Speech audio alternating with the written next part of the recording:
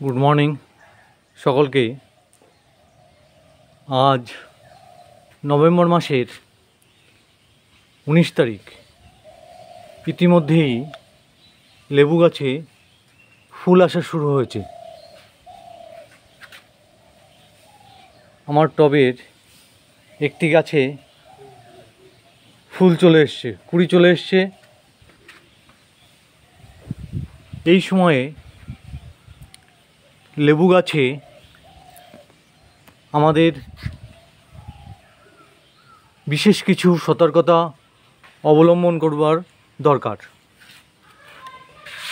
বিশেষত খাবার দেওয়ার ক্ষেত্রে, গাছে খাবার দেওয়ার ক্ষেত্রে আমাদের কিছু নিষেধাজ্ঞা মানা উচিত। এই সময় গাছে আমরা কি খাবার দেব সে সম্পর্কে বলবো, কিভাবে পরিচর্যা করব। প্রত্যেকটায় কচি পাতায় আমার অসংখ্য কুড়ি এসছে। বন্ধুরা, আপনাদের যদি লেবু গাছ থাকে টবে, তাহলে দেখবেন যে ইতিমধ্যেই অনেক গাছে আমাদের ফুল আসতে শুরু করেছে, কুড়ি আসতে শুরু করেছে। দেখতে পাচ্ছি আমার এই গাছের কুড়ি থেকে গুটিও ধরেছে। অন্যান্য গাছগুলিতে এখনও সেইভাবে ফুল আসেনি। কচি পাতা বেরোনোর সঙ্গে সঙ্গেই ফুল বা গুটি আসতে শুরু করে। নভেম্বর ডিসেম্বর মাসের মধ্যেই সমস্ত গাছগুলিতেই কুড়ি চলে আসবে।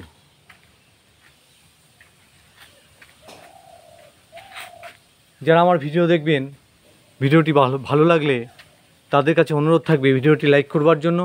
সেই সঙ্গে সঙ্গে আমার এই ছোট ইউটিউব চ্যানেলটি সাবস্ক্রাইব করবার জন্য অনুরোধ রইল।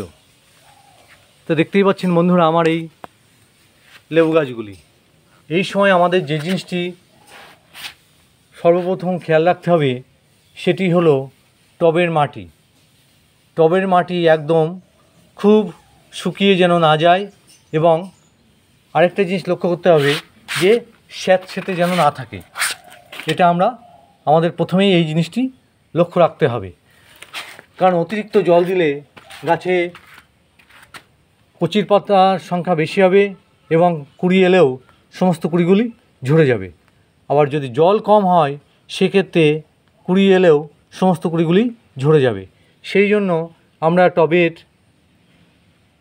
মাটিতে একদিন বাদে একদিন জল দেব প্রয়োজন মতো। আজকে আমি এই টবের মাটিতে প্রথমে কি করব, একটু খুঁড়ে দিচ্ছি। এই সময় কিন্তু আমাদের নাইট্রোজেন জাতীয় খাবার, বিশেষত গোবর সার, ভার্মি কম্পোস্ট এবং অন্যান্য যে খাবারগুলি রয়েছে, শিংকুচি, হাড় গুঁড়ো, এই সমস্ত খাবার এই সময়ে আমরা ব্যবহার করব না। তাহলে কি হবে, এই সমস্ত খাবার ব্যবহার করবার ফলে গাছে অতিরিক্ত পরিমাণ পাতা হবে, ফুল হবে না, কুড়ি আসবে না। সেই জন্য আমরা সমস্ত খাবার বর্জন করব। আমাদের দুটো জিনিস লক্ষ্য রাখতে হবে। প্রথম হলো গাছে যেন কোনো এই সময়ে পোকা না থাকে। লেবু গাছে একরকম লেদা টাইপের পোকা হয়, উপরে কালার টাইপের, সেই পোকার উপদ্রবটা বেশি হয়। এই পোকা যাতে না আসতে পারে সেই জন্য আমাদের কীটনাশক স্প্রে করতে হবে। যে কোনো কীটনাশক আপনারা নিতে পারেন, সেটি নিম তেল হতে পারে। আমি নিম তেল ব্যবহার করি। নিম তেল নিলে 1 লিটার জলে 3 ml মিশিয়ে, 2.5 থেকে 3 ml মিশিয়ে ব্যবহার করতে পারেন। 10 দিন বাদে বাদে স্প্রে করবেন। অথবা আমি আর একটা নিয়ে এসেছি, আমি রাসায়নিক তেল সাইপার গার্ড। এই তেলটি আপনারা ব্যবহার করতে পারেন 1 লিটার জলে 1 ml হিসাবে ব্যবহার করতে পারেন। তবে রাসায়নিক এই কীটনাশক ব্যবহার করবার ক্ষেত্রে আপনাদের লক্ষ্য করতে হবে, যেমন আমার এই গুটি বেরিয়ে গেছে, কুড়ি এলেই আমরা স্প্রে করব বা তার আগে স্প্রে করব, কিন্তু ফুল যখন বিকশিত হবে, প্রস্ফুটিত হবে, সেই সময় কিন্তু আমরা স্প্রে করব না। তাহলে ফুলগুলি ঝরে যাবে, সেক্ষেত্রে আমাদের বিপরীত কার্যক্রম হবে।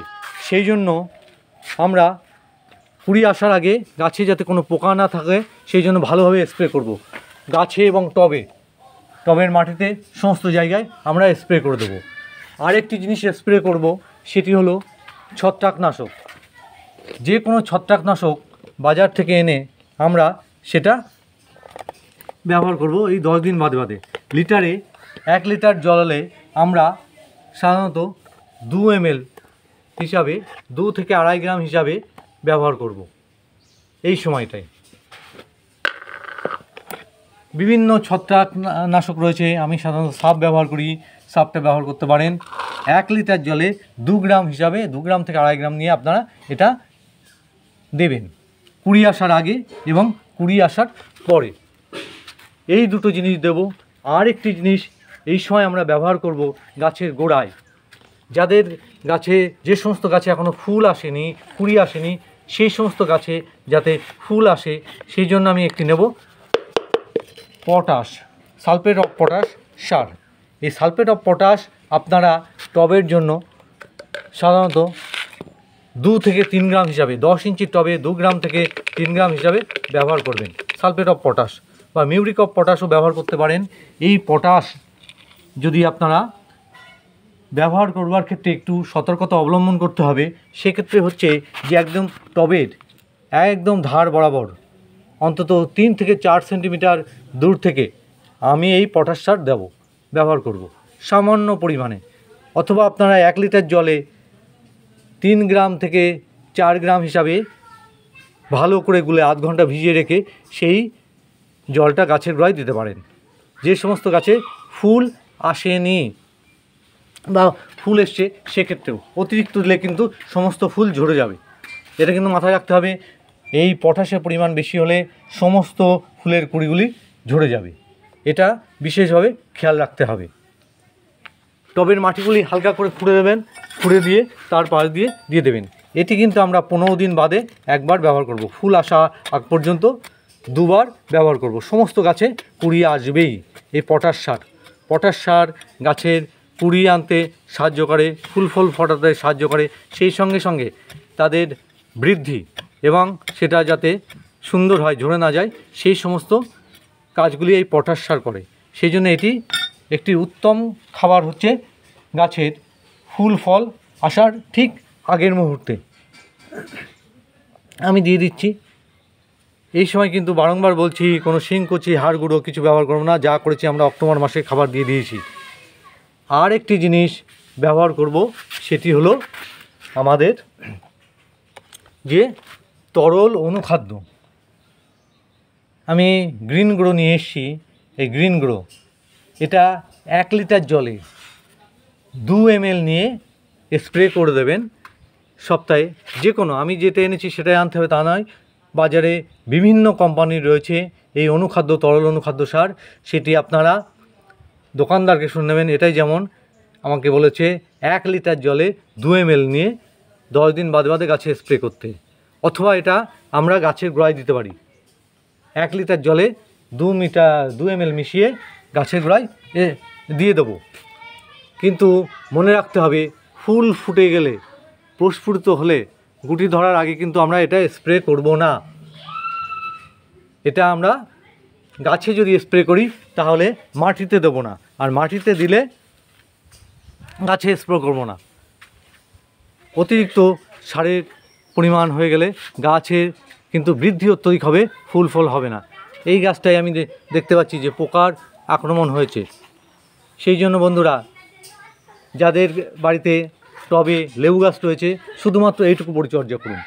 3টে খাবার, এক হচ্ছে অনুখাদ্য, এক হচ্ছে পটাশ, সে পটাশ মিউরিক অফ পটাশ বা সালফেট অফ পটাশ যেটাই হোক না কেন, এবং আর হচ্ছে ছত্রাকনাশক।